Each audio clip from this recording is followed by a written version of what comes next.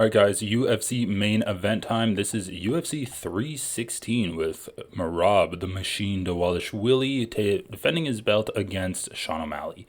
So, Sean O'Malley, it's kind of like striker versus grappler matchup. Sean O'Malley has a lot of knockdowns. He has a lot of knockouts. He's got some decisions against like Piotr Yan and Marlon Vera, against guys that he just can't hit. But he does the majority of his work on the feet. And it's the exact opposite with Merab. So Merab kind of just beat up Umar by like throwing him down on the ground, beat up Sean O'Malley by throwing him down on the ground. Henry Cejudo, he threw him down on the ground. Piotr Yan threw him down on the ground. Like, he's not finishing these guys, not ground and pounding them. But what he does do is he just throws them down over and over and over and over again. Which it's a really interesting like hurry up offense from him. He doesn't settle into a position. He just makes his opponents work constantly. And that's a good game plan. So when I pick fights, I really hesitate to pick someone that I think can't systematically beat their opponent down in every aspect of the fight. And I just don't think that, not every aspect of the fight, but just like consistently find a pathway towards victory and work towards that pathway. I just don't think Sean O'Malley can work towards the pathway of knocking out Merab. In their first fight, I did pick Sean O'Malley, and that's because I thought that his footwork was going to be good enough, his takedown defense was going to be good enough, and he was going to basically be able to like hurt Merab on the feet early enough in the fight. But after seeing Merab fight against some more elite strikers like Sean O'Malley and like Umar Nurmagomedov, I'm less confident in that. I don't think that Merab's going to be able to get hit that cleanly. Even if he does get hit, I don't think he's going to be knocked down. Like, if Sean O'Malley lands that slide away right hook that he landed on Aljo, well, it's more of like a right straight counter. Aljo wasn't really knocked out from that. He was knocked down and dazed. But there was a question, that was a questionable stoppage. If he hits Merab with that same punch, that's not going to knock Merab out, and he's not going to just lay there. He's going to immediately be on one of Sean O'Malley's legs. Basically, what I'm saying is this. Merab is just going to throw Sean O'Malley to the ground over and over and over again. I don't think any amount of wrestling training, any amount of cardio training is really going to change the difference. I don't think it's going to change that fact. I think that Merab's striking differential with Sean O'Malley is not as bad as it needs to be for Sean O'Malley to be able to just knock him out. Merab has good distance. He has good distance management. He has good striking defense. He's got pretty good aggressive striking too, like offensive striking, especially when he mixes his takedowns in with it. I just see it being a repeat of the first fight.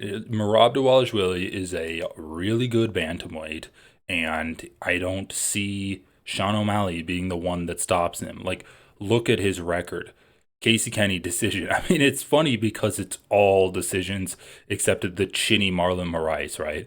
So, decision, Casey Kenny. Gustavo Lopez, decision, ground and pound. Worst, I mean, most chinny fighter in the UFC. Decision.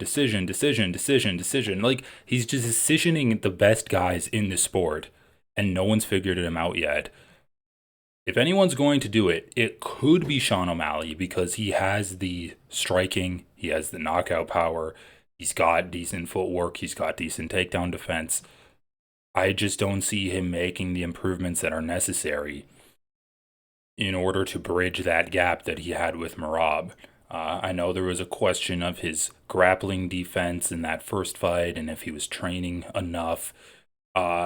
We know that he's able to grapple with the best grapplers and out-grapple them. Jose Aldo, best takedown defense in the sport.